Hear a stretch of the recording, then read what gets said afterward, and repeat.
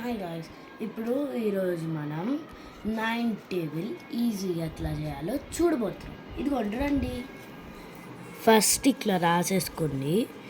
ఇక్కడ ఇక్కడ 0 1 2 3 4 5 6 7 8 9.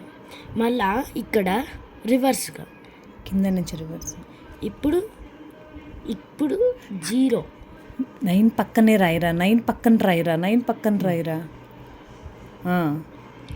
0 1 2 3 4 5 6 7 8 9. ఇంకా 9 టేబుల్ అయిపోయింది గాయస్. చూడండి గాయస్, ఎంత ఈజీగా అన్ని ఆన్సర్లు వచ్చేసినాయి.